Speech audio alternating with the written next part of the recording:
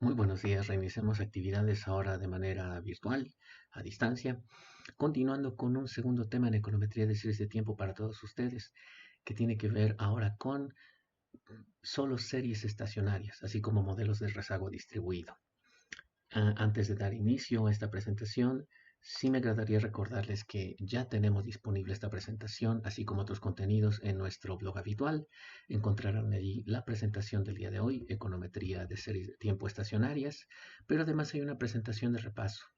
Asimismo, tenemos ya el do file de nuestras series de tiempo y el dataset que estaremos utilizando de manera complementaria con lo que estaremos revisando hoy día.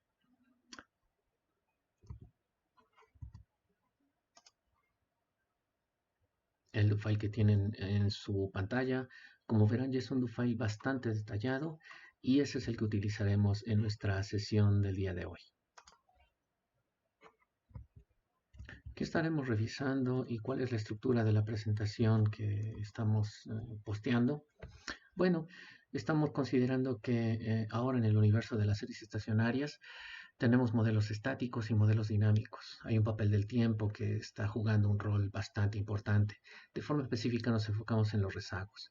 Hay dos variantes de modelos, modelos de rezagos finitos distribuidos y modelos autorregresivos, así como de rezago distribuido. Estos se contraponen a nuestros modelos estáticos. La estructura que estaremos revisando también a lo largo de esta presentación tiene más o menos este esquema de trabajo. Los modelos autorregresivos y con rezago distribuido los estaremos analizando al igual que los modelos con rezago distribuido de manera simultánea con dos finalidades, tratando de sondear de ambos qué ocurre con el pronóstico y qué ocurre con el análisis de multiplicadores. No obstante, para todo este repaso, sí es importante que ustedes ya cuenten con algunos conceptos frescos del curso 2 de econometría que vieron quizás hace un semestre y tiene que ver con correlación serial, definiciones y pruebas. De igual manera es importante que ustedes consideren una estructura bastante familiar que son los procesos autorregresivos. De forma específica, aquí los estamos revisando para el caso del vector de errores. Esta estimación de procesos autorregresivos en el vector de errores es prácticamente un término que va de la mano a lo que ustedes vieron seguramente con correlación serial.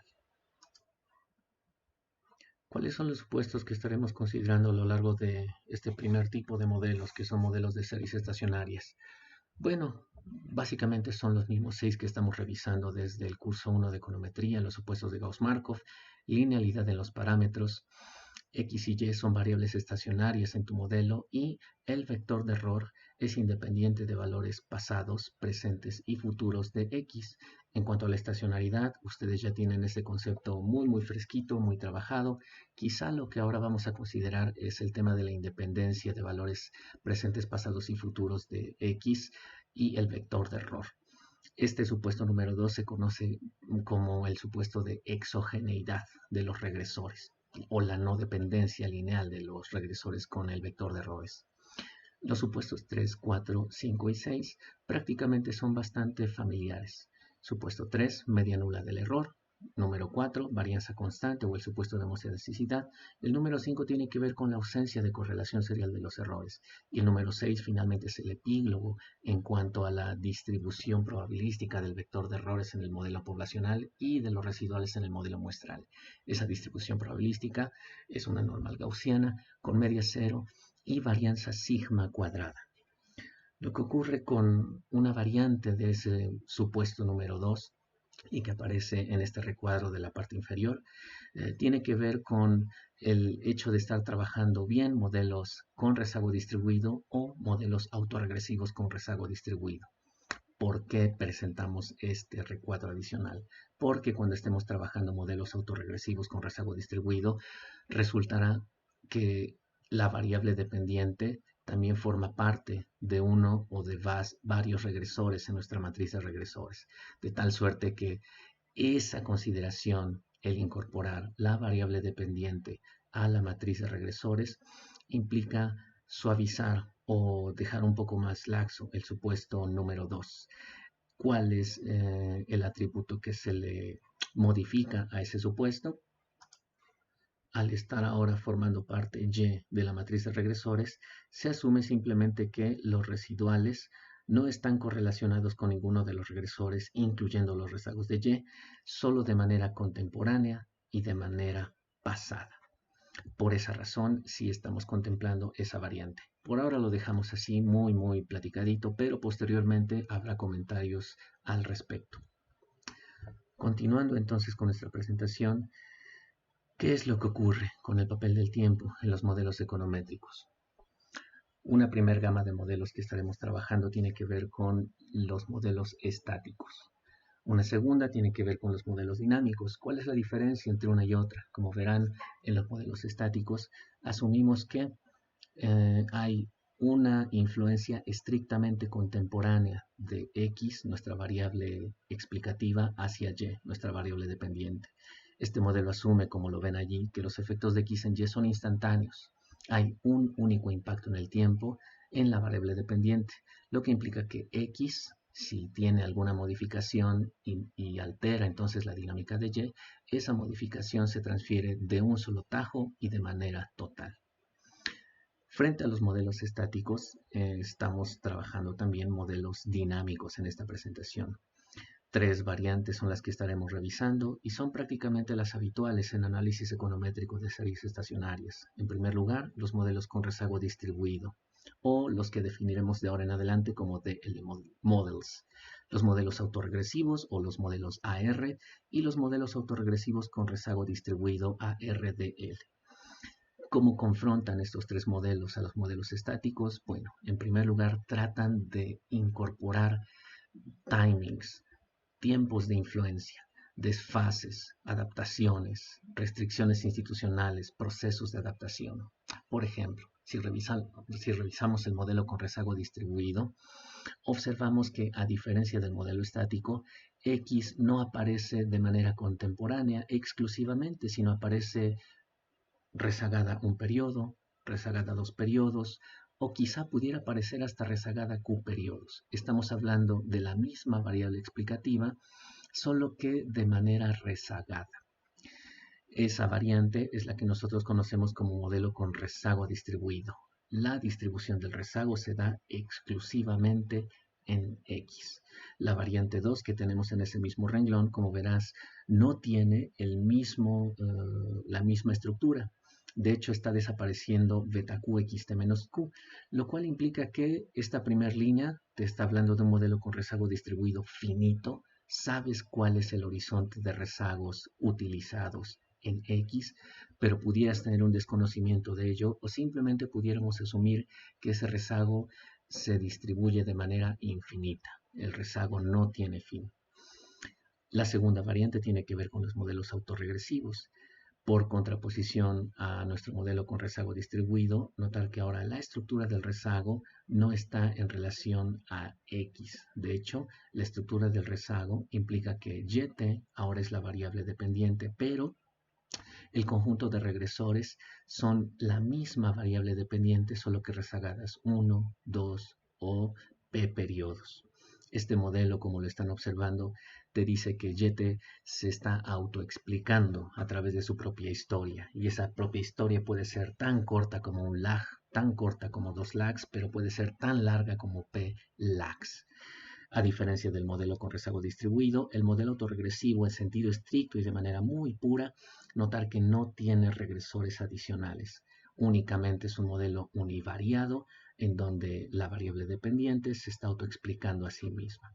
Y por último, el modelo autorregresivo con rezago distribuido es un mix de las dos previas, porque observarán que la estructura autorregresiva de orden P está presente en el primer conjunto de sumandos y la estructura de rezago distribuido en X se encuentra en el segundo bloque de sumandos. En todos ellos, por supuesto, estamos asumiendo que existe un vínculo dinámico de Y con el conjunto de regresores, a diferencia del vínculo estático que asumimos de primera mano en la parte superior de esta diapositiva. Pero ¿cuál es el motivo entonces de estar trabajando con modelos dinámicos frente a una estrategia estática? Bueno, como hace ratito comentamos, hay factores que de primera mano pudieran ser mucho más interesantes a considerar en una modelación econométrica. Por ejemplo, el caso del aprendizaje de los agentes. El aprendizaje de los agentes nos lleva a pensar que a lo mejor un modelo autorregresivo te dice que si YT es el rendimiento accionario de una firma, ese rendimiento accionario puede tener un proceso autorregresivo de orden P, lo que implica que el rendimiento accionario que estás observando el día de hoy depende en realidad de cómo se comportó el rendimiento accionario hace una semana, o hace 2 semanas, o hace 3 o P semanas previas, lo cual te está planteando que en la perspectiva de largo plazo de la firma, el rendimiento accionario está sujeto a un proceso de aprendizaje, a un proceso de generar experiencia. Para el caso de las restricciones institucionales, por ejemplo, un modelo con rezago distribuido te dice que si ese rendimiento accionario depende de una medida de política que ha generado esa firma, a lo mejor su transparencia, el control que tenga de la utilización de los recursos, cómo controla la inversión, te diría que ese tipo de mecanismos de control no tienen un efecto inmediato en el rendimiento accionario de la firma. Es posible que esas políticas que se tomen desde las oficinas corporativas puedan tener un desfase, de tal suerte que una política establecida desde la corporación puede afectar el rendimiento accionario en el presente, sí, pero además esa medida pudiera tener un efecto desfasado, de tal manera que un periodo posterior pudiera seguir surtiendo efecto, 2 periodos posteriores pudieran seguir surtiendo efecto en cómo se está comportando el rendimiento accionario. De tal manera que esa es quizá la naturaleza crucial de asumir un modelo dinámico frente a la estrategia de tener un modelo estático. ¿Qué ocurre con los modelos dinámicos? Veamos el primer caso. Modelos con rezago finito distribuido. ¿Cuál es el objetivo? El objetivo es evaluar la relación dinámica entre X y Y. Como pueden estar observando, estamos tomando nuestra primera estructura y estamos considerando ahora que la utilidad que puede tener este modelo tiene que ver con sondear cómo el efecto de un cambio permanente en X se distribuye a través del tiempo en Y. Y en ese sentido surgen entonces nuestros multiplicadores. ¿Cuál es el común denominador de todos estos multiplicadores? El tratar de sondear cómo se distribuye el impacto que puede tener un cambio hoy en X, en Y hoy también, en Y el día de mañana, en Y dentro de 2 días, en general en Y dentro de Q periodos. Tratamos de ver cómo se distribuye ese impacto observado hoy en X a través del tiempo en posibles valores de Y. Y de ahí entonces se deriva la interpretación de los multiplicadores de corto plazo. Todos los multiplicadores que ustedes están viendo de corto plazo, los interim, los de largo plazo y los estandarizados, todos ellos se alimentan de la composición de cada uno de los betas que estamos observando en nuestra estructura de rezago distribuido. Por ejemplo, el multiplicador de corto plazo, como su nombre lo indica, simplemente está midiendo cuál es el cambio observado hoy en Y, cuando hoy X también está cambiando. De tal manera que este sería el impacto inmediato. Si hoy se toma una medida política específica en la firma, hoy también se estará viendo un resultado específico en la variación del rendimiento accionario. Pero eso no es todo. También existen los multiplicadores desfasados o los multiplicadores delay, como se comentan allí. ¿Cuáles son esos multiplicadores desfasados? Beta 1 específicamente es un multiplicador desfasado, beta 2 es otro multiplicador desfasado. En general, cada beta aislado que tú estás observando es un multiplicador desfasado. Tiene una interpretación muy particular, sin duda la estaremos revisando, pero quizá profundicemos un poquito más ahora en los multiplicadores interim. Los interim son las sumas parciales de esos multiplicadores desfasados. ¿Qué es lo que están midiendo, por ejemplo? Consideremos que tomamos el multiplicador beta 0 de corto plazo más su primer desfase beta 1. ¿Qué estamos midiendo con esa suma parcial? Estamos midiendo cuál es el cambio observado en Y si la variación en X se mantiene igual un periodo posterior a T. Es decir, si hay un incremento de un 1% en XT y un incremento de un 1% un periodo previo, eso estará generando un resultado particular en Y sub T. El multiplicador interim a dos periodos o con dos lags, notar que está sumando beta 0 más beta 1 más beta 2. ¿Qué es lo que está midiendo este interim a dos lags? Mide el cambio en Y si el cambio en X se mantiene por igual dos periodos posteriores. En general, podemos tener multiplicadores interim acumulando simplemente los impactos que se van dando tiempo a tiempo, de tal suerte que esa suma total de multiplicadores genera un efecto total o el efecto de largo plazo de la variable X sobre la variable Y. ¿Qué es lo que está midiendo ese multiplicador de largo plazo? Está midiendo la totalidad del impacto que surte X en Y, en toda la longitud de nuestro modelo. Asimismo, tenemos los multiplicadores estandarizados, que a grandes rasgos los multiplicadores estandarizados son simplemente los pesos relativos que tiene cada uno de los multiplicadores delay en la totalidad del impacto. O como dicen allí, estimamos con esos multiplicadores para cierto punto en el tiempo cuál es la proporción de cambio de largo plazo de la variable X, por supuesto en Y.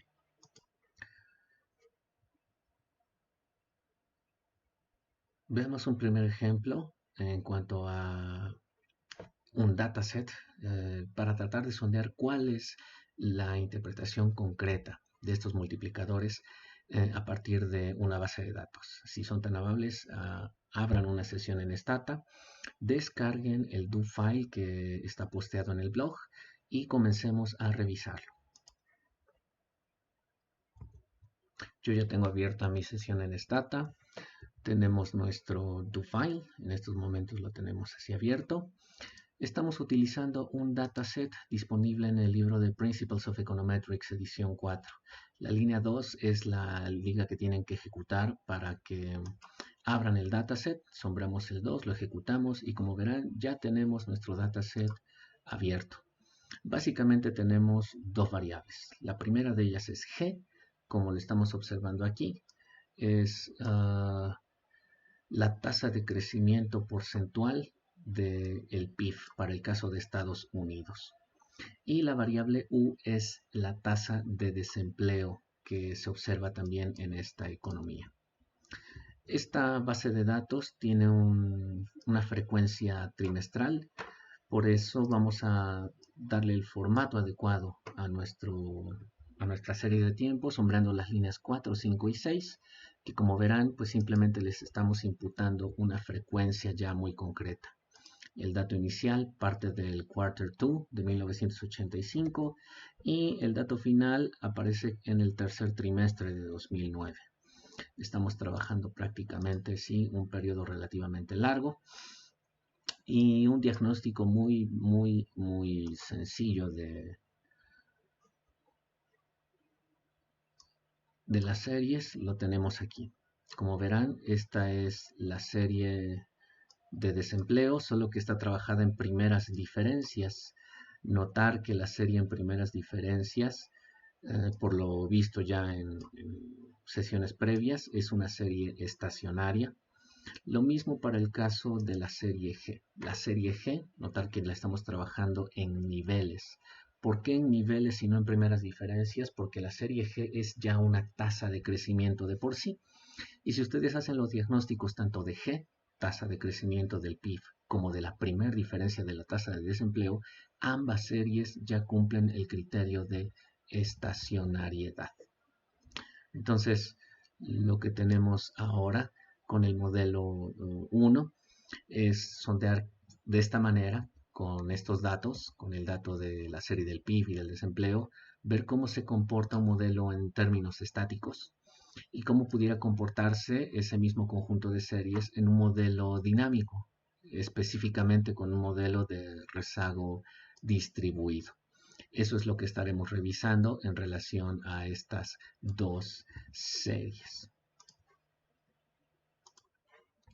Recordar lo siguiente, la primera diferencia de la tasa de desempleo no es otra cosa más que una métrica de esa misma tasa, solo que en términos de sus variaciones. La primera diferencia es la variación en la tasa de desempleo, mientras que G es la tasa de crecimiento del PIB.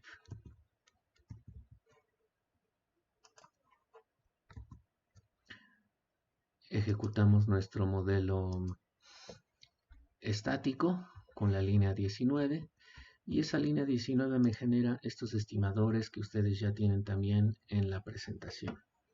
Como notarán, hay una relación inversa entre la tasa de crecimiento de una economía, en este caso la economía norteamericana, y el comportamiento de la tasa de desempleo, lo que me dice que cuando la economía está en auge, cuando la tasa de crecimiento es positiva, la tasa de desempleo tiende a caer.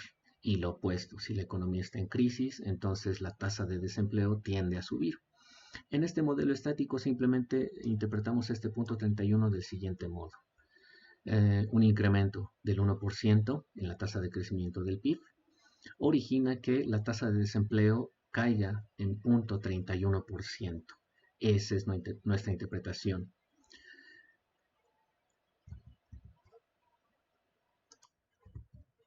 Es un impacto significativamente distinto de cero, como lo ven. Y bueno, la bondad ajusta es relativamente pobre, un punto 4972, con lo demás que ustedes seguramente ya podrían interpretar en cuanto a los p-values, los intervalos de confianza. Hay una implicación bien importante en relación a este modelo. La implicación tiene que ver con el hecho de que este es un modelo estático y asume además en términos económicos que el crecimiento que se observa en el PIB tiene un único impacto y se transfiere de manera inmediata en la tasa de desempleo. Pero notar que esta es una condición harto restrictiva porque en realidad uno pudiera estar esperando que si la economía va bien, sí, haya efectivamente un impacto en el corto plazo, pero es muy probable que un trimestre después la bonanza que se está viendo ahora pudiera también verse afectada, ¿no? En cuanto a la tasa de desempleo. ¿Qué es lo que quiero decir? Que si hoy, por ejemplo, se incrementa en un 1% el PIB de esta economía, evidentemente en este trimestre estaremos observando resultados positivos en términos de que la tasa de desempleo está cayendo en ese punto 31%, pero es posible que ese efecto positivo se siga arrastrando hasta el siguiente trimestre, hasta dentro de 2 trimestres, hasta dentro de 3 trimestres. La bonanza que estamos observando hoy en una economía pudiera favorecer a la reducción de la tasa de desempleo no solo hoy, sino en el trimestre que viene, dentro de 2 y demás trimestres.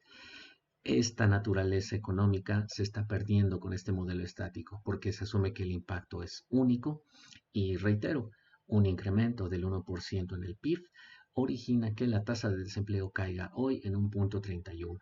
Mañana ya no habrá ningún efecto porque en el siguiente trimestre, en el siguiente periodo, el impacto se habrá diluido en su totalidad.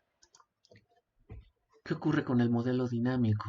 Una propuesta de modelo dinámico es la misma estructura, solo que asumimos que lo que está ocurriendo un periodo atrás en cuanto a la dinámica del PIB, 2 periodos atrás y Q periodos atrás pudiera estar afectando entonces el valor observado el día de hoy de la tasa de desempleo. Vamos a considerar, por ejemplo, un modelo con rezago distribuido de orden 3. Ello implica que en su ventana de stata ahora estemos en las líneas 21 a la 23. Si observan la línea 22 y la ejecutan, obtendrán estos resultados que estamos viendo justo aquí. Es nuestro análisis de regresión, considerando que la variable dependiente es la primera diferencia de la tasa de desempleo, una serie estacionaria, en función de la tasa de crecimiento del PIB, su primer rezago, su segundo rezago y su tercer rezago.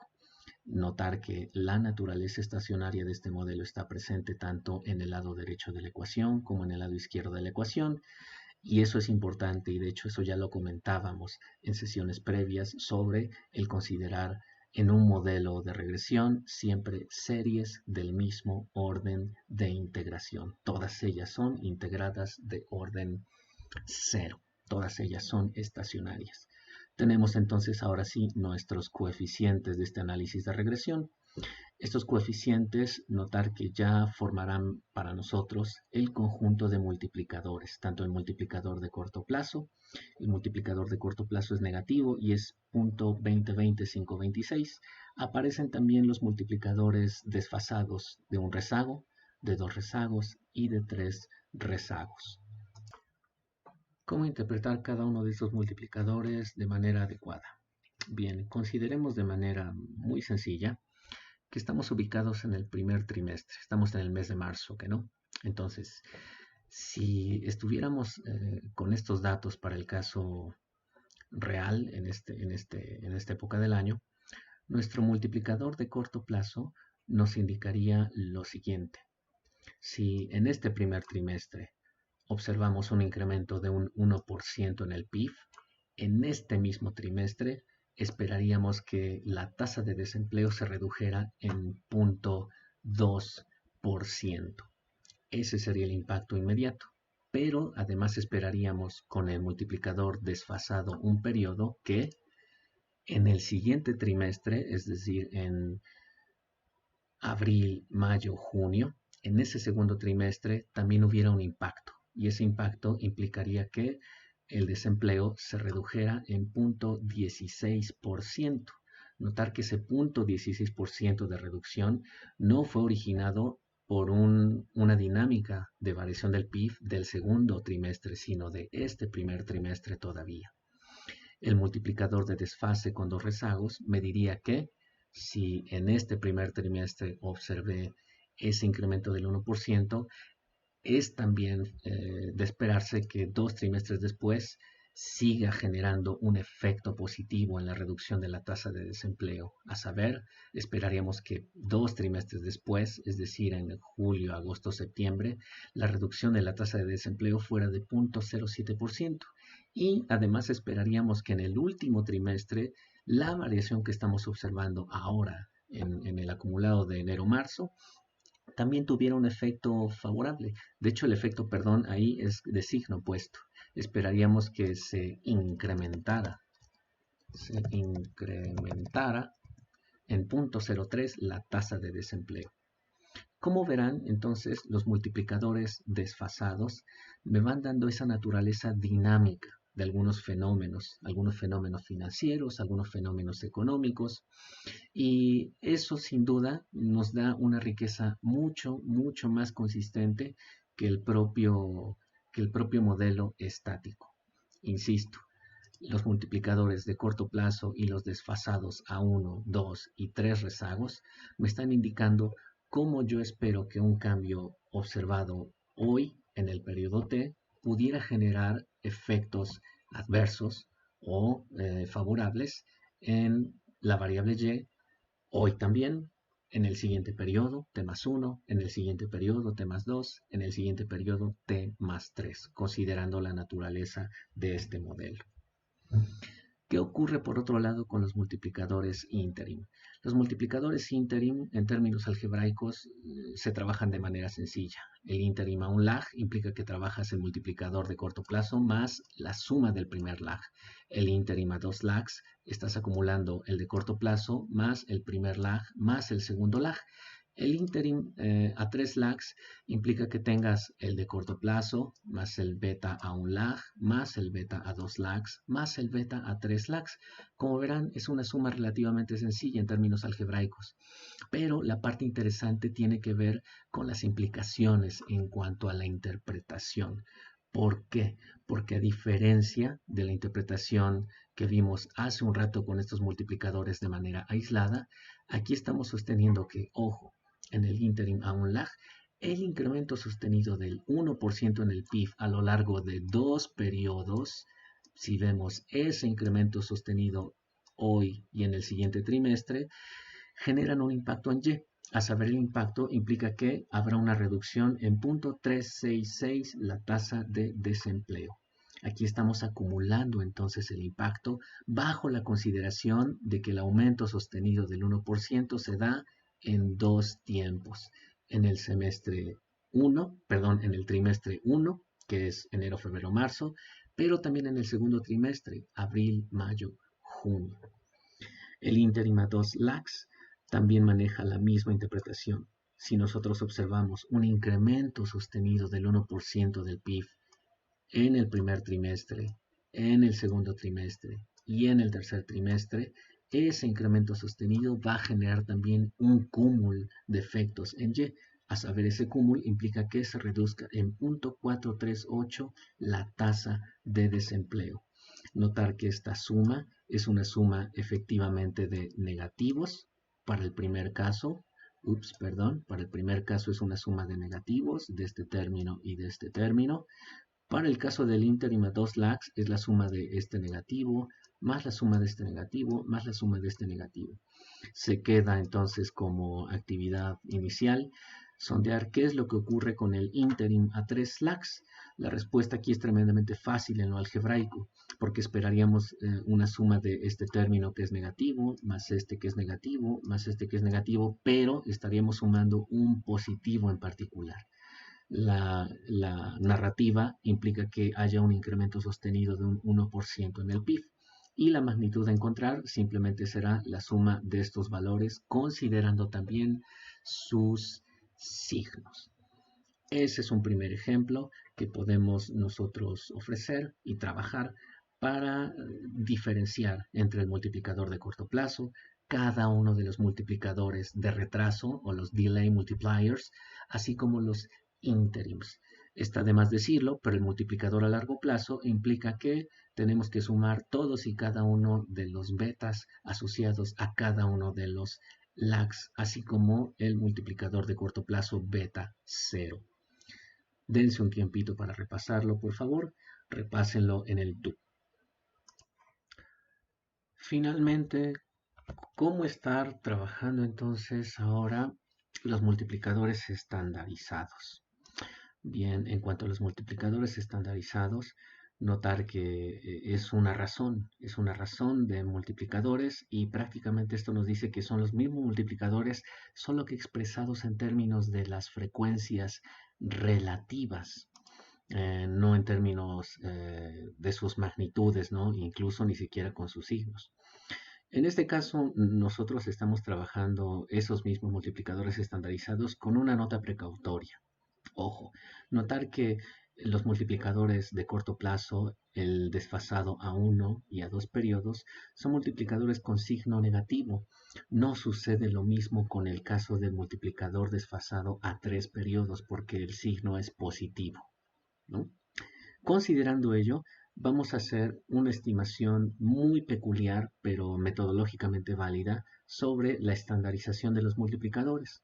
Como primer caso, voy a tomar solo los valores absolutos de cada uno de esos multiplicadores y los estoy ofreciendo en este recuadro de la parte inferior. El punto 164, etcétera, etcétera, lo tomamos en su valor absoluto. Lo mismo con el caso del multiplicador a 2 lags. Notar que ya prescindimos de su signo porque me interesa sondear aquí la suma de variaciones absolutas de todos y cada uno de los multiplicadores. Esa suma de variaciones absolutas es 0.4405 y finalmente lo que hacemos es estandarizar esa métrica absoluta de cada uno de esos multiplicadores. La razón es bastante sencilla, simplemente tomamos cada beta y lo dividimos por la suma absoluta de las variaciones, de tal suerte que tenemos esta segunda columna en la parte inferior de esta tabla. Eso nos está indicando que, por ejemplo, el multiplicador de corto plazo representa apenas el 46% del cambio total. El multiplicador desfasado a un lag representa el 37.34 de los cambios totales observados. Notar que son tasados contra la variación absoluta. Para el caso del multiplicador a 3 lags, este representa el 16% del cambio total, perdón, a 2 lags, el 16% de cambio total, y a 3 lags, 0.7% del cambio total. Insisto, aquí, dado que tenemos signos positivos y negativos con los multiplicadores, tomamos en cuenta la suma de sus variaciones absolutas para construir las frecuencias relativas o los pesos relativos de cada uno de los multiplicadores y tener entonces una versión metodológicamente válida para el cálculo de las variaciones, de los multiplicadores estandarizados. Finalmente, lo que estamos presentando en esa gráfica del lado izquierdo es el comportamiento de nuestros multiplicadores. Aquí sí ya estamos tomando de nueva cuenta el signo y la magnitud absoluta de cada uno de ellos. Tenemos aquí nuestro multiplicador de corto plazo con la interpretación que ya teníamos, el desfasado a un periodo, el desfasado a 2 periodos, todavía en términos negativos, y el desfasado a 3 periodos que ya tiene un signo positivo, aunque la magnitud es muy cercana a cero. Agradeceré que ustedes realicen este gráfico. De manera muy sencilla, simplemente ingresen una tabla como esta, pero con sus signos. Ingresen una tabla como esta en Stata. Pueden generarlo por separado o bien pueden generarlo en el mismo do. Esta gráfica no aparece con instrucciones en el do que yo les he posteado. Ahí solo aparece la línea 22, que es hasta ahora la que hemos utilizado. Las líneas 23 y 24 tienen, la verdad, una intención muy interesante de vincular un modelo que de primera mano es un modelo con rezago distribuido y vincularlo con modelos que pudieran ser ahora de procesos autorregresivos con rezago distribuido. No obstante, eso lo veremos en un instante. Como notarán, estamos trabajando con un modelo con rezago distribuido. Nuestra variable dependiente es la primera diferencia de la tasa de desempleo y aparecen variables explicativas que son la tasa de crecimiento del PIB contemporánea, su rezago a 1, a 2 y a 3 periodos.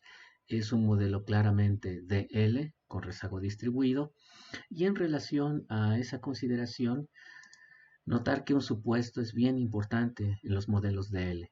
¿Cuál es ese supuesto que hasta ahora podríamos someter a juicio?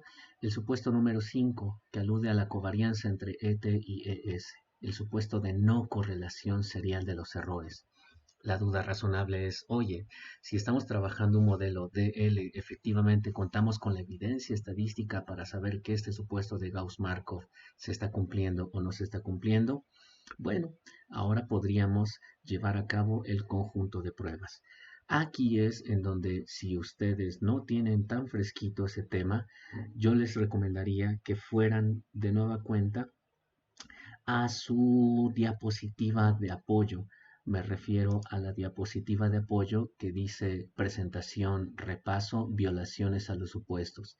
Descarguen por favor esa presentación y enfóquense en el problema de la correlación serial como una de las violaciones a los supuestos de Gauss-Markov. Repásenla, vean la definición, las medidas diagnósticas y las medidas remediales, por favor. Bien, continuando entonces con nuestra pregunta razonable, es lo que estamos atendiendo en las líneas 23, 24, 25 y 26, que si van ejecutándolas una a una, podríamos sondear lo siguiente desde el do. Lo que está ocurriendo con la línea 23 nos está indicando que de nuestro modelo con rezago distribuido obtenemos los residuales, línea 24, obtenemos los valores ajustados de nuestra variable dependiente. La línea 25 está sondeando cómo es la función de autocorrelación para el caso de los residuales de mi modelo con rezago distribuidos. Y la línea 26 está sondeando qué es lo que ocurre con la prueba Durbin-Watson. Ambas pruebas, recordar, son pruebas que te permiten identificar si existe un proceso de correlación serial de orden 1, en el caso de Durbin-Watson, o de orden superior, como es en el caso de la función de autocorrelación. Si nos damos un tiempito para ver eso, solo déjenme migrar por favor a mi pantalla de Stata. Creo que sí ya la están viendo, sí efectivamente ya la están viendo. Nos pasamos al do Y en el do, entonces, ejecutamos cada una de estas. Yo me detengo hasta la función de autocorrelación para los residuales. ¿Qué es esto? Estos son los residuales de mi modelo con rezago distribuido. Notar que, como lo vieron seguramente en el curso de econometría 1, esta es la función de correlaciones para el caso de los residuales. La zona en gris me está marcando correlaciones que sí son puntualmente no nulas, pero la zona gris es una zona en donde las correlaciones no son significativamente distintas de cero. Recordar que aquí hay una prueba de hipótesis a propósito del orden de correlación de cada uno de los residuales. Y la zona gris, reitero, es una zona de no rechazo de la hipótesis nula. ¿Cuál es la hipótesis nula? La correlación de los residuales de orden Q, donde Q es el lag, es igual a 0. Esa es la hipótesis nula. Por lo tanto, aquí, por ejemplo, en el lag 10 tenemos en términos puntuales una correlación no negativa. De hecho, es una correlación, perdón, no nula, es una correlación negativa, pero al no estar fuera de la zona gris, nos diría que este estimador puntual no pasa la prueba de hipótesis y entonces no logramos rechazar H0, por lo tanto esta correlación no es significativamente distinta de cero. Todas y cada una de las correlaciones de orden Q, donde Q es el lag, identificamos que no son significativas, todas excepto una. La única correlación significativamente distinta de cero es la del primer lag. Por lo tanto, este modelo, el modelo dinámico con rezago distribuido, sí está presentando un proceso de correlación en el término de error.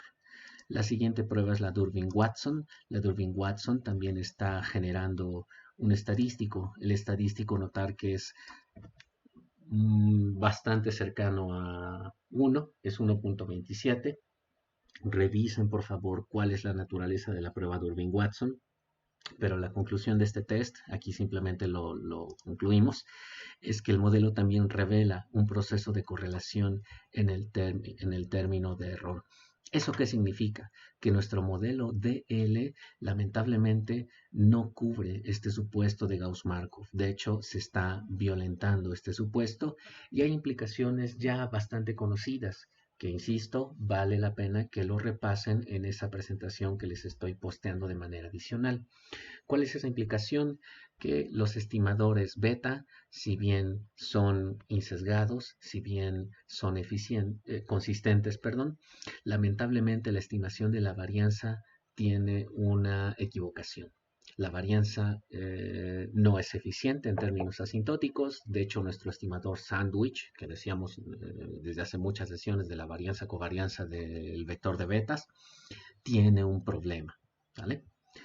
Por lo tanto, resulta que mis estimadores de este modelo presentan un conjunto de errores estándar que simplemente no son confiables. Por lo tanto, esta estimación de mi modelo con rezago distribuido no es confiable en términos de toda la parte de la inferencia estadística, porque aquí tenemos una estimación incorrecta de la matriz varianzas-covarianzas de los coeficientes beta. Toda esta parte de la significancia estadística, las pruebas de hipótesis, los intervalos de confianza, toda la sección de inferencia simplemente deja de ser confiable. Esa es la implicación. ¿Cuál es entonces la medida remedial? Hay varias medidas remediales que ustedes pueden estar sondeando en esa presentación, pero aquí vamos a aprovechar una medida muy oportuna que nos va a estar vinculando este modelo dinámico con rezago distribuido a un modelo con rezago distribuido pero con proceso autorregresivo. Y vamos a plantearlo en los siguientes términos. Dado que este modelo tiene un problema llamado correlación serial de primer orden, una medida remedial es convertir este modelo, que es de rezago distribuido, a un autorregresivo e ir escalando ese proceso autorregresivo uno a uno. Es decir, frente a este modelo, ahora contrastamos uno que es estructuralmente similar, solo que ahora tiene un término de más. Notar que la variable dependiente sigue siendo la primer diferencia del desempleo. Las variables explicativas que siguen figurando son las tasas de crecimiento del PIB contemporáneas, rezagado a un periodo, rezagado a 2 periodos y rezagado a 3 periodos, pero a diferencia de este modelo existe un regresor adicional, este que estamos sombreando en el DUP, y ese regresor adicional, notar que es el primer rezago de la primer diferencia de nuestra variable dependiente. Eso es lo que nosotros tenemos como regresor adicional. Este regresor adicional no estaba aquí y este regresor adicional es precisamente el que le da el atributo de ser un proceso autorregresivo y con rezago distribuido. De forma específica, este es un proceso autorregresivo y con rezago distribuido. Yo lo voy a poner aquí. Si quieren ustedes pónganlo también en su DO. Es un Autoregressive Distributed Lag Model, en donde el proceso autorregresivo es de orden 1 y el de rezago distribuido es de orden 3. Es un ARDL Model. Ese es nuestro modelo que ahora estamos estimando. Este es el regresor adicional que no estaba en el modelo previo. Notar que solo figuran el lag 1, 2 y 3 de G. Ahora figuran estos mismos lags, pero este es el componente autorregresivo de mi modelo. ¿Por qué haberlo incorporado? Bueno, la incorporación de esa estructura autorregresiva de orden 1 está íntimamente ligada con los resultados que pudiéramos obtener de los diagnósticos de correlación serial en el modelo 1 frente a la correlación serial de orden 2, para lo cual vamos ahora a generar otro vector de errores. Yo le voy a llamar predict UV como residuals porque este vector de residuales ya no pertenecen al modelo con rezago distribuido, sino pertenecen al modelo autorregresivo y con rezago distribuido. Cerciórense de que su modelo más reciente ahora es ese que tiene el proceso AR1 en términos de la variable dependiente. Entonces, si ese es su modelo más reciente, estimen los residuales y apliquen la prueba de correlograma. Notar que ahora la prueba de correlograma presenta una diferencia sustancial en relación a la prueba de correlograma que teníamos hace un rato. En el modelo inicial teníamos una correlación serial de orden 1, pero en esta prueba ahora resulta que ninguna de las correlaciones que observamos se encuentra fuera del área gris, lo que implica que hay evidencia estadística suficiente que nos indica que ninguna de las correlaciones es distinta de cero en términos poblacionales. Léase, no logramos rechazar la hipótesis nula, donde ρ, el orden de correlación asociado a cada lag, es igual a cero. No logramos rechazar esa hipótesis. Notar entonces que el pasar de un modelo dinámico estrictamente de rezago distribuido a un modelo dinámico con un proceso autorregresivo de orden 1 y con rezago distribuido, resuelve nuestro problema observado en cuanto a los modelos de L, el supuesto de no correlación serial. Ahora cuando tenemos un modelo ARDL, resulta que este supuesto sí se cumple, lo que implica que pasar de un modelo DL a un modelo ARDL resulta favorable cuando tú no tienes este supuesto cumplido, cuando tus residuales presentan correlación serial. Esa solución es la que ahora estamos planteando como una solución que me da chance resolver la correlación serial, pero por supuesto tenemos que validarlo con muchas otras pruebas. Nosotros por ahora solo ponemos el Durbin-Watson. El Durbin-Watson, notar que ahora para este modelo, para el modelo más reciente que es RDL1, 1,3, es una cifra tremendamente cercana a 2, 1.98. Y, reitero, si revisan las diapositivas de apoyo para sondear violaciones a los supuestos, esta magnitud del Durbin-Watson me diría que no hay evidencia de correlación serial. Notar entonces que a grandes rasgos, pasar de este modelo a este me ha cambiado completamente el escenario en relación a las pruebas de correlación serial. En el caso 1 sí teníamos correlación serial, En el caso 2, con un ARDL13, resulta que no tenemos correlación serial. Y esto precisamente es algo que se va discutiendo a lo largo de esta lectura. De forma específica, ustedes lo pueden tener en las secciones 9.5 y 9.6, cuando ya están pasando a los modelos autorregresivos con rezago distribuido. Aquí es en donde efectivamente se discute el por qué en ocasiones a lo mejor tú tienes la mejor intención de trabajar solamente un modelo con rezago distribuido, ya sea finito o infinito, pero inevitablemente algunos problemas que puedes estar encontrando, sin duda que te llevan a migrar tu modelo DL a un modelo ARDL. Notar entonces que incluso en la página 366 hay un conjunto de puntos que te dicen, oye, ¿cómo entonces podemos escoger modelos que tengan criterios para elegir P, el orden del proceso autorregresivo, y Q, el orden del rezago distribuido? Uno de los criterios que ahí se comenta es este, oye, ¿has eliminado la correlación serial de los errores? Sí o no. Esta cuestión es crucial para saber si vas a meter un numeral a P o no lo vas a meter. Y si le vas a meter un numeral 1 a P o un numeral 2 o un numeral 3. Notar que aquí implícitamente ya se ha discutido en toda esta sección, agradeceré que lo revisen, pero aquí implícitamente ya te están diciendo, oye, la selección de P sin duda que depende de si te interesa tratar el problema de la correlación serial. Y es ahí entonces que hay un vínculo muy interesante entre los modelos DL, la correlación serial en modelos DL, y como un mecanismo de destrave de soluciones a correlación serial es dar la migración a los modelos ARDL. De ahí entonces las cosas las podríamos resumir en lo siguiente. ¿Cuál de los dos benditos modelos es el mejor? El modelo que teníamos inicialmente, que es un modelo estrictamente DL. Estos son los multiplicadores que tenemos que interpretar, dado que este modelo es el bueno, o bien tendríamos que sondear multiplicadores de un modelo que ya tiene un proceso autorregresivo. ¿Cuál de los dos modelos será nuestro insumo para construir multiplicadores, interpretar multiplicadores? Y en ese sentido, eh, tener una decisión a propósito de los mismos.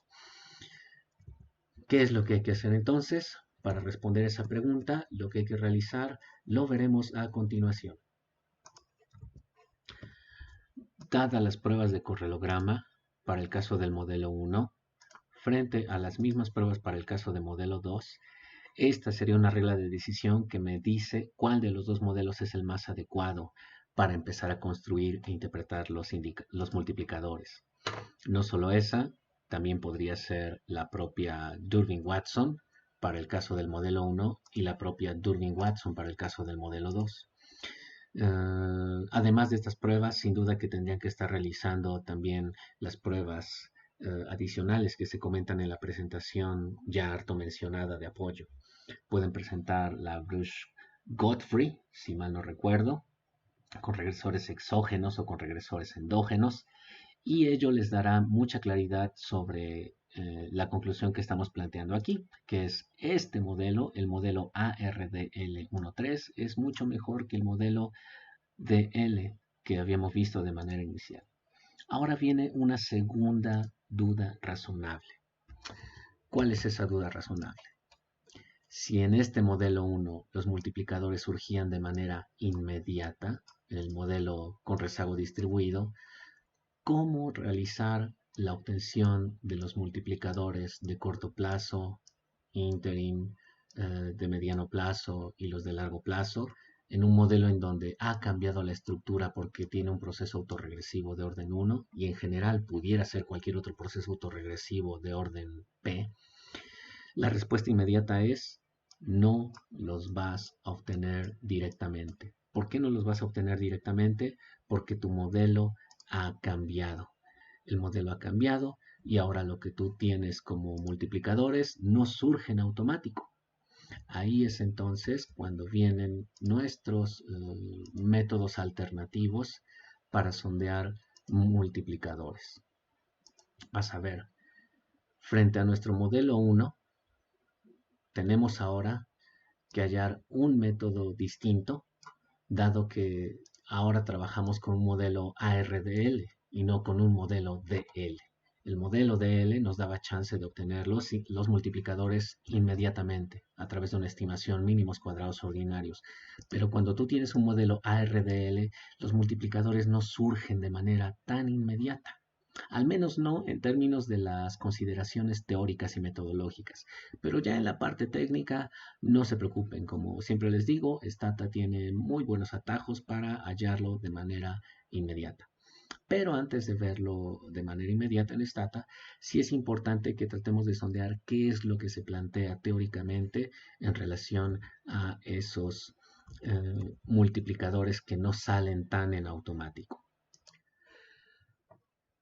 ¿Cómo obtener los multiplicadores en sus diferentes variantes cuando el punto de partida no es en sentido estricto un modelo con rezago distribuido, sino un modelo autorregresivo con rezago distribuido? Veamos el caso general.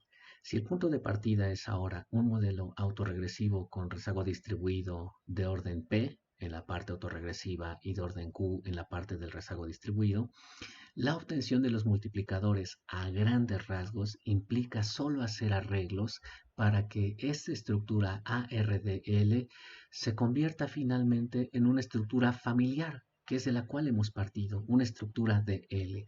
¿Cómo hacer que este modelo ARDL se convierta en una estructura harto-familiar como una estructura DL, en donde notar que ahora ya solo tenemos el orden Q de los rezagos distribuidos? Vamos a verlo a continuación. En primer lugar, del modelo ARDL, nuestro punto de partida, simplifiquemos un poco la notación para cada una de las estructuras de los rezagos. Esto seguramente ya les resulta familiar si es que vieron, por ejemplo, el curso de procesos estocásticos. De manera concreta, la estructura de los rezagos de orden 1, de orden 2 y en general de orden S, podemos simplificarla a través del operador L.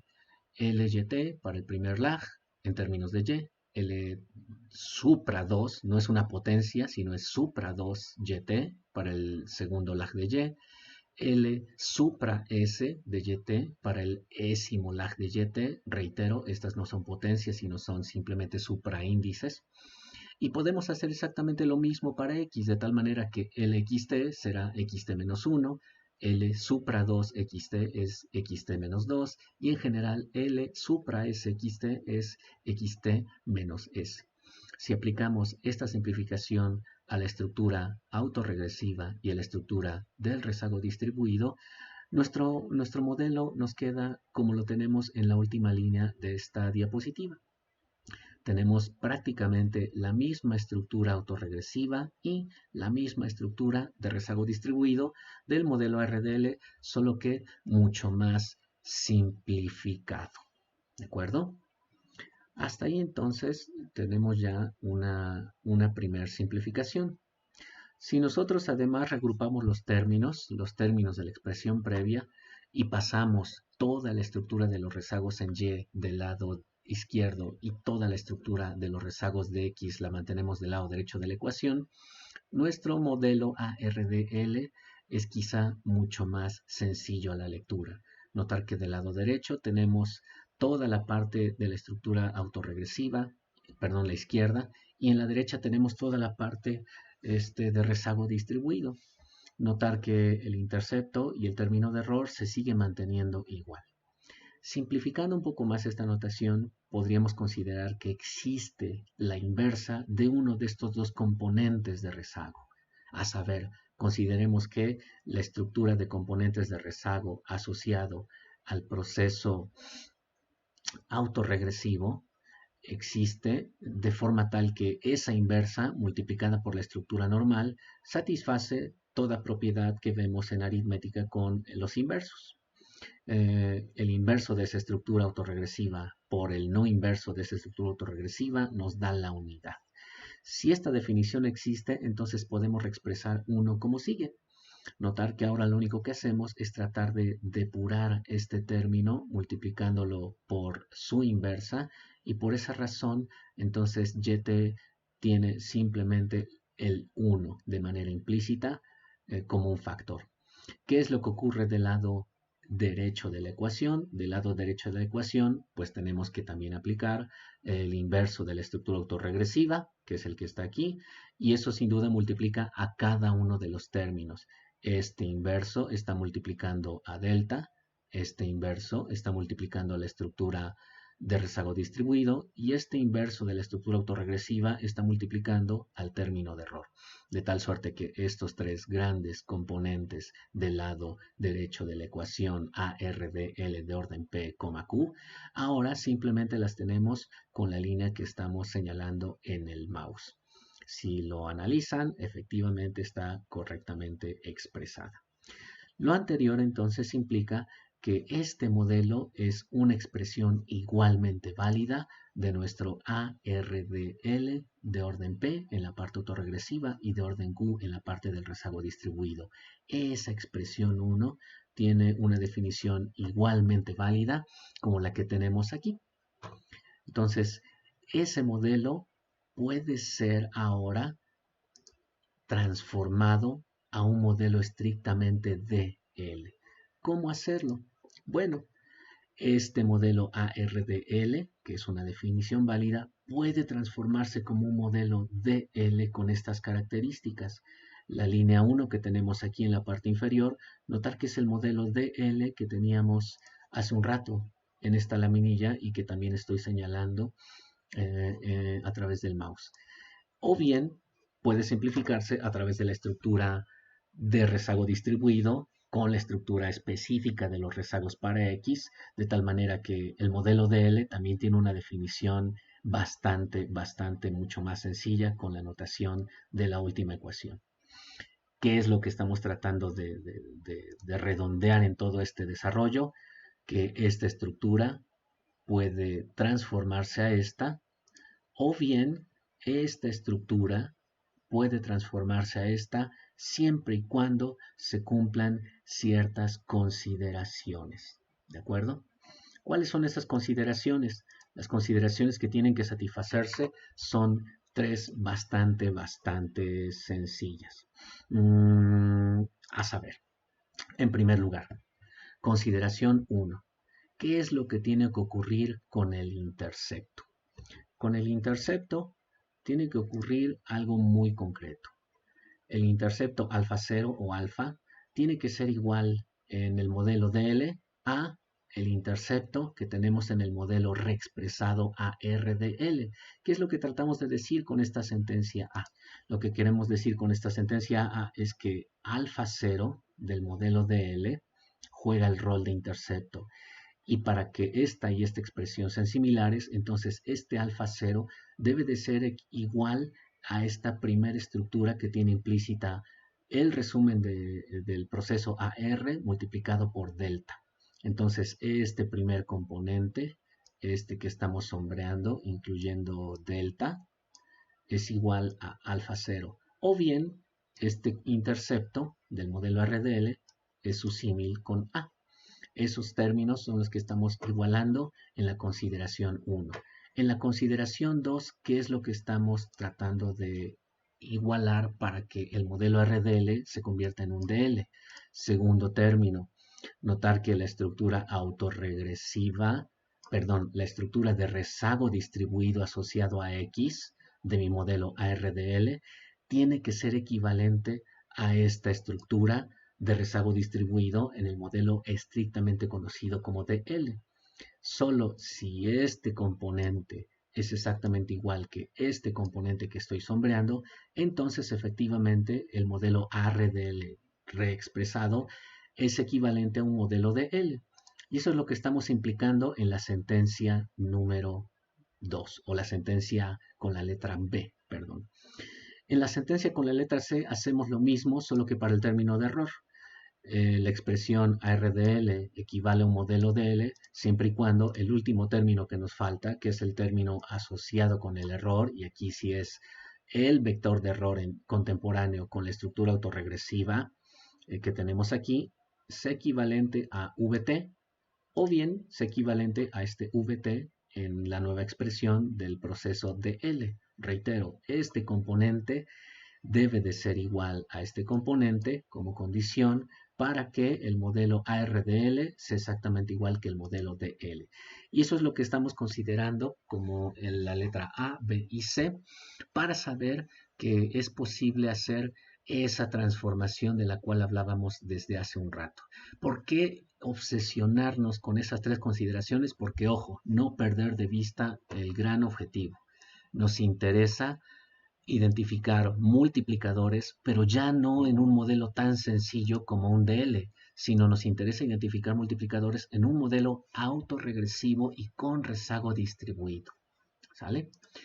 Siendo así las cosas, entonces esas tres consideraciones son cruciales para saber que podemos hacer esa transformación. ¿Cómo hallar entonces los multiplicadores? Bueno, es importante tener en cuenta que esto ABC debe cumplirse y por lo tanto, si las tres condiciones se cumplen, la transformación implica los siguientes pasos. En primer lugar, tomamos la propiedad A o la condición A que habíamos definido hace rato y la multiplicamos por la estructura autorregresiva no inversa. Notar que el hecho de que no sea inversa tiene un fin de simplificación porque esta estructura que no es inversa se multiplica por la estructura que sí es inversa y nos da la unidad, cosa que ya habíamos visto previamente.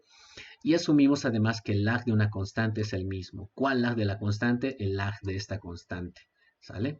Por lo tanto, aplicando esas dos condiciones, notar que entonces tenemos la multiplicación de ambos lados, alfa, se multiplica por este término y el lado derecho de esta condición A se multiplica también y genera la unidad.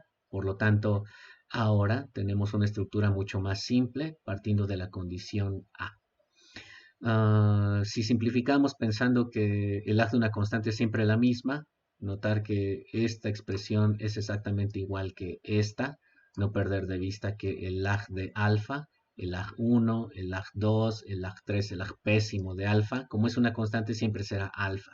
Por lo tanto, eliminamos el operador de lags y simplemente dejamos esa estructura autorregresiva en términos de la constante 1 y en términos de los parámetros teta.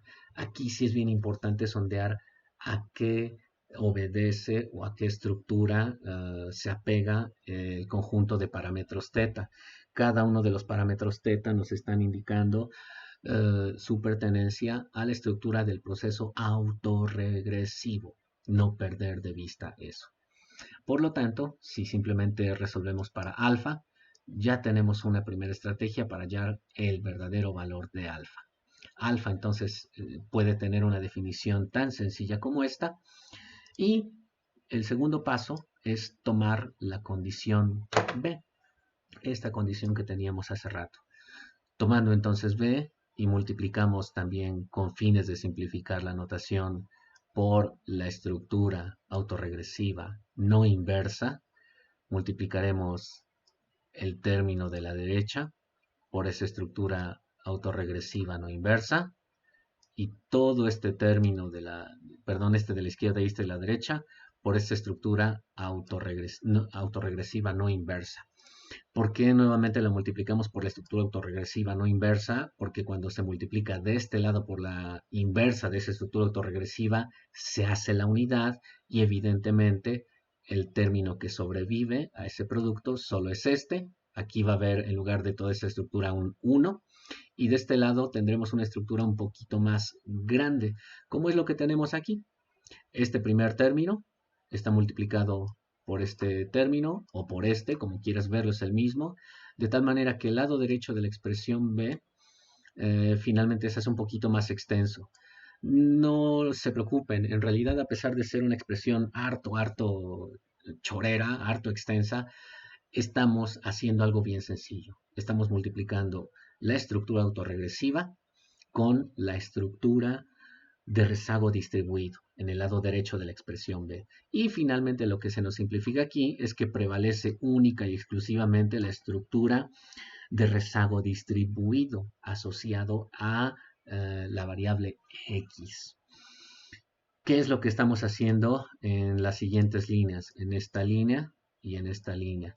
Lo que estamos haciendo en esta línea simplemente es agrupar la expresión que tenemos aquí acorde a las potencias de L.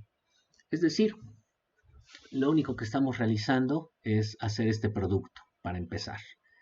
Beta 0 por 1, beta 0 por teta 1L, beta 0 por teta 2L con sus respectivos signos, etcétera, etcétera. Solo que con fines de hacer esto más cómodo, estamos invirtiendo la igualdad. Este término ahora lo estamos pasando de este lado, lo que implica que este producto lo vamos a desarrollar de este lado de la ecuación. ¿Sale?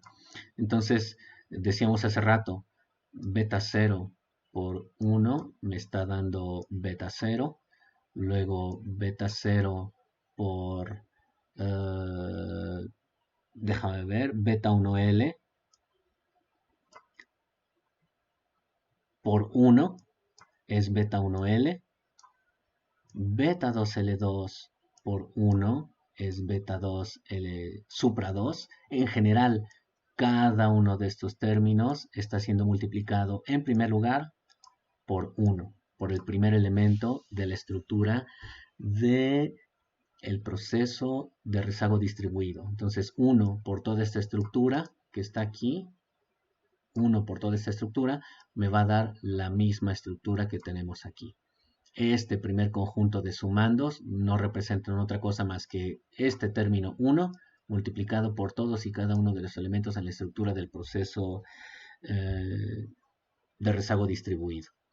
En segundo lugar, teta 1L con su signo se multiplica con todos ellos. En tercer lugar, teta 2L supra 2 se multiplica por todos ellos, etcétera, etcétera, etcétera. Ese desarrollo es lo que tenemos en toda esta parte. Obviamente estamos omitiendo muchos de ellos porque es sí algo engorroso, pero estructuralmente estamos haciendo algo bastante sencillo. Y por último, lo que estamos haciendo es agrupar acorde a las potencias de L. Notar que aquí tenemos factores comunes, L lineal con L lineal aquí, una L supra 2 con una L supra 2, una L supra Q con una L supra Q, etcétera, etcétera. Solo estamos haciendo ese agrupamiento. Este es el agrupamiento que se deriva. La verdad es harto engorroso continuarlo. Lo estamos haciendo solo para los primeros términos, ¿de acuerdo? Posteriormente, lo que estamos haciendo es retomar esa última expresión y vamos a igualar entonces los coeficientes de potencia similares de L para hallar finalmente los multiplicadores del modelo autorregresivo con rezago distribuido. Esta expresión prácticamente ya me ha transformado mi modelo ARDL a un modelo DL, solo que con una notación sutilmente distinta y pues sí, con unos cuantos trucos que de repente se están haciendo, pero insisto, si repasan un poco las diapositivas, así como si repasan el capítulo 9 de Hill-Griffith-Slim en esa sección del Multiplier Analysis, si mal no recuerdo es la sección 9.6, esto tranquilamente lo resuelven en muy poquito tiempo, no hay problema. ¿Qué es lo que estamos indicando en esta última etapa? Igualamos esos coeficientes de potencia similares y despejamos para los multiplicadores. Por ejemplo, del lado izquierdo de esta ecuación tenemos un delta 0, que lo estamos igualando a beta 0, porque tenemos que igualarlo, porque aquí tenemos una potencia implícita por L a la 0, que es 1, y esto por L a la 0, que es 1. Entonces, eso nos permite igualar estos dos coeficientes. Y he aquí entonces el asunto de por qué haber hecho esa transformación.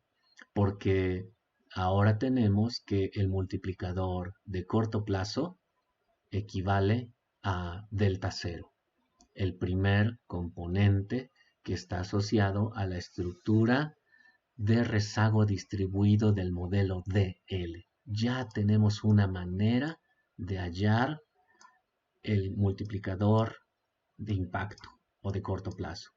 Segunda igualación que vamos a realizar. Delta 1L a la 1 multiplicado por beta 1 menos beta 0 por teta 1, todo eso agrupado y multiplicado por L. Notar que estamos agrupando acorde a las potencias de L. Y eso es lo que tenemos aquí. ¿Vale?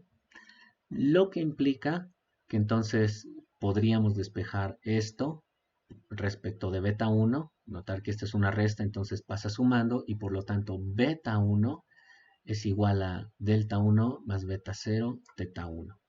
¿Qué significa esta segunda característica o esta segunda igualdad que estamos tratando de plantear? Que nuestro multiplicador delayed con un lag requiere conocer el lag 1 del proceso DL, el beta 0 del proceso AR, el beta 0, el multiplicador de corto plazo, y teta 1 del proceso AR. Va de nueva cuenta. El multiplicador desfasado un periodo requiere 3 insumos. Ya están conocidos, de hecho. Beta 0 lo obtuvimos del paso 1. Teta 1 proviene del proceso AR y delta 1 proviene del proceso DL. Lo mismo ocurre para el siguiente renglón. Notar que en el siguiente renglón estamos igualando delta 2 con beta 2 menos beta 1 por teta 1. Eso implica que estamos igualando este delta 2 asociado al lag 2 de la estructura DL con beta 2 menos beta 1 teta 1 L2 de la estructura AR. Entonces estamos igualando esos dos términos. Estamos igualándolos. ¿Qué es lo que estamos haciendo después? Resolviendo para beta 2. Y beta 2 es mi multiplicador delayed con 2 lags, que requiere 3 insumos. Los 3 insumos ya están conocidos. Insumo 1, el multiplicador delayed con un lag, que lo obtuvimos hace un rato. Teta 1 asociado al proceso AR y delta 2 asociado al proceso DL. Y para el caso delta 3, en esta última igualación, estamos igualando este delta 3 con beta 3 menos beta 2 teta 1, que es lo que tenemos nosotros aquí. Por el mismo procedimiento, ahora ya tenemos nuestro multiplicador delayed con 3 lags. 3 insumos son importantes, los 3 insumos ya los conocemos. Notar entonces que esta serie de transformaciones nos han dado chance de partir de un modelo ARDL y transformarlo a un modelo DL, de forma tal que podemos obtener cada uno de los multiplicadores de impacto o de corto plazo, el el delayed a un lag, el delayed a 2 lags, el delayed a 3 lags. Si tenemos cada uno de esos multiplicadores, lo demás se puede ir obviando. Me refiero a los multiplicadores interim, que son las sumas parciales de cada uno de esos lags, el multiplicador de largo plazo, que es la suma total, y los multiplicadores estandarizados, que son las frecuencias relativas, ¿no? O los pesos relativos que tiene cada uno de esos multiplicadores delayed de cada uno de los lags en relación al efecto total o al multiplicador de largo plazo o a la suma de todos ellos. Entonces, esa es la intención de haber realizado estos arreglos. Duda razonable. Diablos, siempre tengo que estar haciendo esto engorrosamente para cada uno de los modelos. Y maldita sea, ¿qué hacer si mi modelo ARDL es una estructura tan larga como esto? ¿Tengo que hacerlo a mano? No.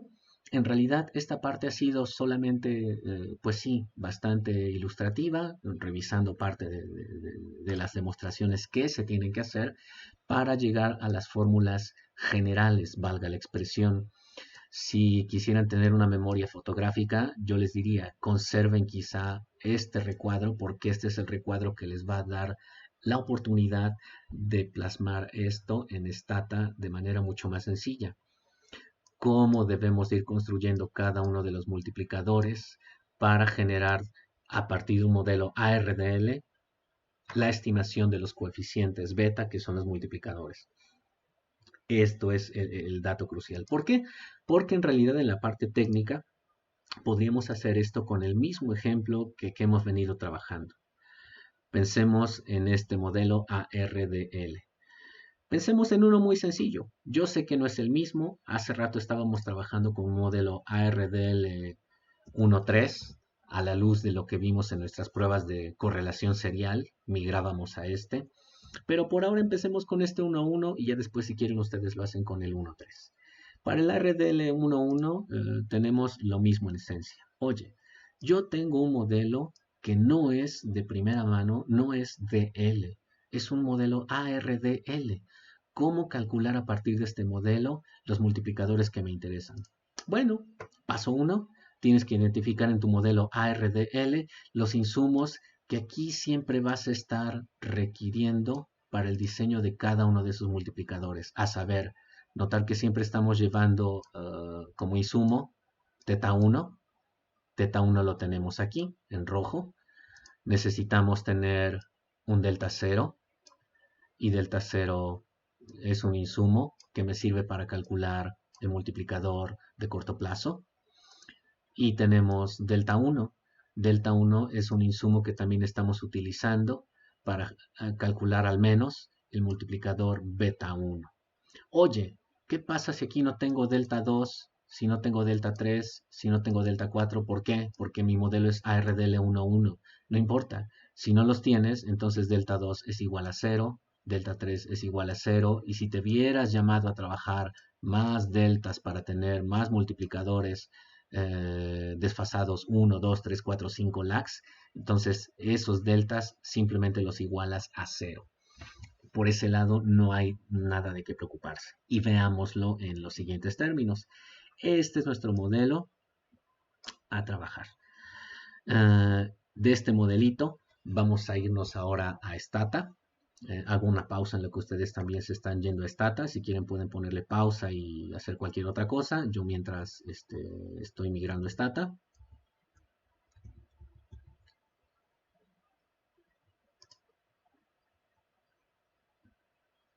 Bien, veamos la línea 36. Estamos en la sección 4, análisis de multiplicador, caso 1, método de rezagos. Notar que aplica en caso de que tengas un modelo autorregresivo con rezago distribuido y quieras obtener los coeficientes beta de los multiplicadores. Hay que hacer esas transformaciones. Este modelo que tenemos aquí es el mismo modelo que tenemos en esta estructura. La primera diferencia de U, D1 de U, está en función de la estructura de rezago distribuido 1, que es esto que tenemos aquí. Ahora lo tenemos aquí. Pero también tiene que aparecer el proceso autorregresivo de orden 1 para el caso de la variable dependiente. Entonces tenemos los mismos componentes. Ahora realizamos esta regresión. Esa regresión nos lleva a tener este conjunto de resultados. Este conjunto de resultados, observen cada uno de los coeficientes, punto 18, punto 099, etcétera, etcétera, son prácticamente los mismos que tenemos aquí, punto 18, punto 099, etcétera, punto 35, etcétera, punto 35, etcétera, punto 37, bla, bla, bla, lo mismo. Es decir, ahora nosotros ya contamos con nuestro modelo ARDL. Reitero, lo único que necesitas para hacer la transformación es conservar la estructura que genera cada uno de los multiplicadores que estamos llamados a trabajar y a conocer y a interpretar. Evidentemente es importante dominar, conocer el proceso que me llevó a transformar ese modelo RDL en 1DL para tener idea clara de cómo es que estas fórmulas, llamémoslas así, mnemónicas, creo que esa es la expresión correcta, son las que siempre estamos aplicando.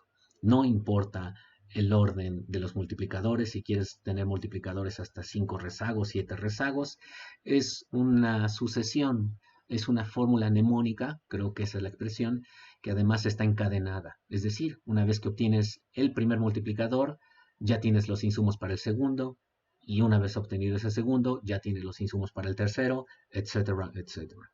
Entonces, apliquemos ahora esta definición harto rutinaria en la identificación de nuestros multiplicadores para este modelo que de primera mano es una RDL y no es un DL.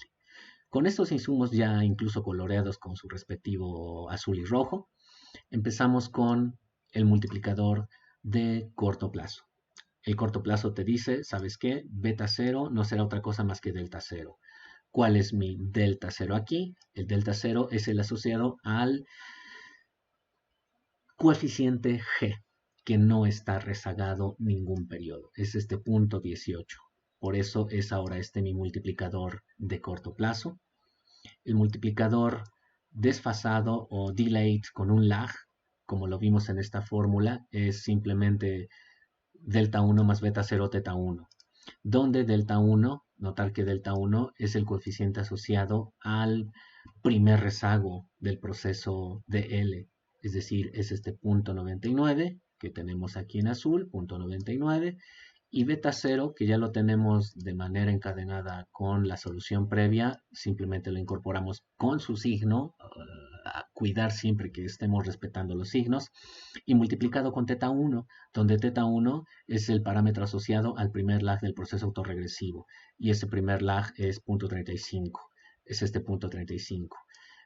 Hacemos ese producto y tenemos punto 05, perdón, estamos aquí. Hacemos ese producto y es punto 166361. Eso es en cuanto al multiplicador desfasado o delayed con un lag. El multiplicador desfasado de dos lags es entonces ahora delta 2 más beta 1 delta 1. Y notar que aquí surge lo que habíamos comentado hace un instante. Oye, yo no tengo delta 2 porque en realidad no tengo aquí otro término que esté jugando con GT-2. No tengo eso aquí. Por lo tanto, no podría entonces tener un multiplicador delta 2. ¿Qué hacer si no tenemos eso? No hay problema. En realidad, lo único que estamos haciendo es obviar que delta 2, dada la estructura que tenemos en nuestro ARDL11, implica que delta 2 es 0, pero los demás insumos existen. A saber, beta 1, teta 1, beta 1 ya lo tenemos, punto 16361, que es este, lo hemos obtenido del paso previo. Por teta 1, siempre teta 1 es una constante, y a saber es punto 350158. Este teta 1 es el insumo común para todos y cada uno de los multiplicadores, ¿no? Lo mismo para el caso de beta 3. La verdad aquí ya dejaré a consideración de ustedes que vayan reflexionando. Simplemente yo aquí doy el brinco. Denle una pausa si quieren a esta parte, reflexionenlo, vayan construyendo la mano y una vez que ya lo hicieron, ahora sí brínquense a lo que viene a continuación. Estos son nuestros multiplicadores ya tabulados. Notar que tenemos el mismo escenario que hace un instante. Los multiplicadores tienen signos negativos, todos ellos. Aquí sí, todos ellos tienen signos negativos. Pero para calcular los multiplicadores estandarizados, yo tomo simplemente sus métricas absolutas. Estos son los multiplicadores absolutos, todos ellos tienen signo negativo en términos relativos, pero su suma absoluta me genera un impacto total de 0.4320 puntos porcentuales en la variable dependiente. No perder de vista que la variable dependiente es la tasa de desempleo. Entonces, la estandarización implica que vas a tasar cada uno de estos multiplicadores contra el gran total, de tal manera que los estandarizados ahora tienen su propia interpretación. El multiplicador de corto plazo representa el 42.6% del impacto total. El multiplicador delayed con un lag o desfasado a un lag reporta el 37.9% del impacto total. El siguiente reporta el 13.3% del impacto total, etcétera, etcétera. Esta es nuestra interpretación de los multiplicadores estandarizados y nuevamente estamos graficando el comportamiento de los multiplicadores. Ojo, notar que estamos graficando el comportamiento de los multiplicadores, no los multiplicadores estandarizados. Estos no están para nada asociados con este gráfico porque de entrada, cada uno de estos multiplicadores aquí sí tienen sus respectivos signos, por eso son negativos, negativos, notar la métrica que tenemos en el eje Y. Estos son todos y cada uno negativos. Agradeceré que ustedes hagan también el mismo ejercicio en Stata, simplemente metan esta tablita con sus respectivos signos y hagan un two-way tomando como el eje X el tiempo. Aquí me refiero a los posibles lags. 0 lags, 1 lag, 2 lags, 3 lags y 4 lags. De tal manera que nosotros ya tenemos a grandes rasgos una estrategia para conocer entonces multiplicadores en dos escenarios.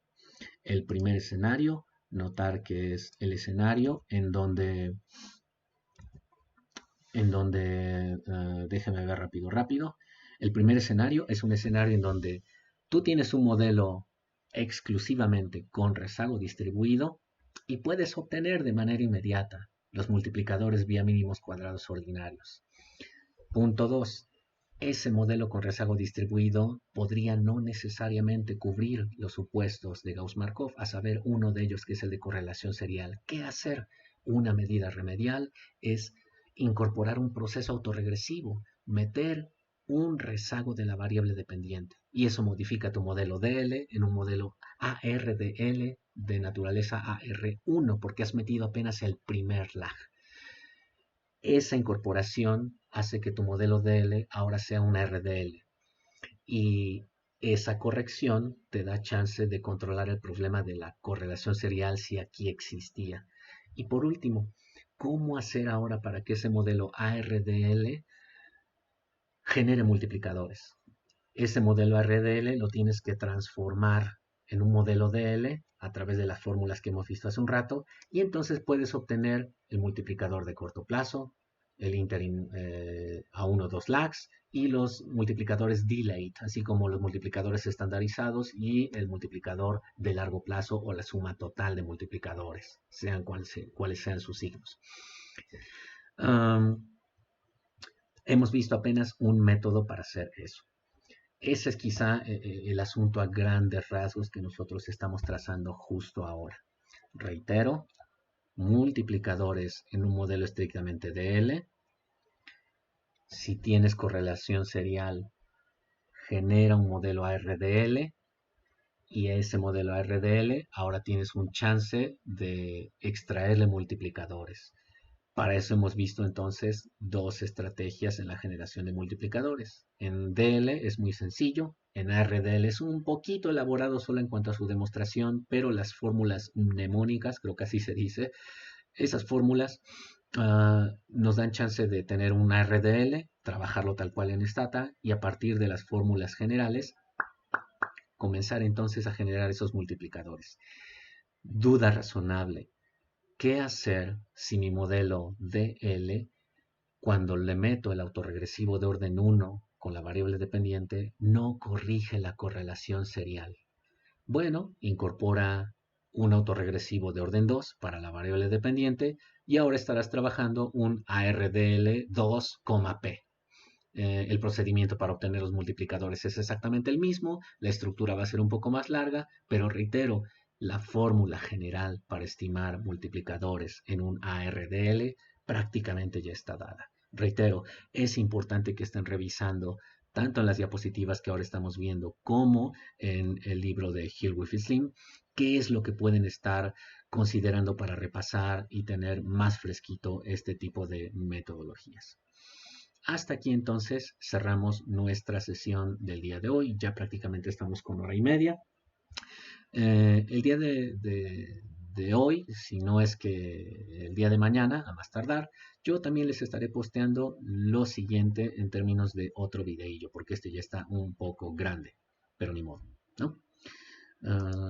Finalmente, lo que estamos considerando ahora como información adicional es que deben revisar de Hilwiff y Slim el capítulo 9, este que estamos viendo aquí. Espero que se esté viendo en sus pantallas, si se está viendo. Y para que repasen el tema de correlación serial, sí es importante que vean de nuestra página web, Actuarial Econometrics Alpha Epsilon, estén revisando la presentación 2. Esa presentación tiene el repaso de las violaciones a los supuestos. En lo particular, yo les agradeceré que revisen la parte de autocorrelación. ¿Sale? Finalmente, como comentario adicional, Gujarati Porter. Todo lo que estamos revisando justo en esta presentación tiene que ver con el capítulo 17, modelos econométricos dinámicos, modelos autorregresivos y de rezagos distribuidos. Reitero, lo que estamos revisando justo ahora es el tema de análisis de regresión y series de tiempo de forma específica, series de tiempo que son estacionarias. Siendo así las cosas, hasta aquí cerramos nuestra sesión el día de hoy. Nos vemos muy pronto, chicos. Hagan su trabajo, hay actividades que hacer en el DOOM, revisen el DOOM, hay muchas actividades que se están encargando por allí. Háganlas por favor, si van teniendo dudas, mándenme un correo, mándenme un WhatsApp. Nos vemos muy pronto, chicos. Hasta luego.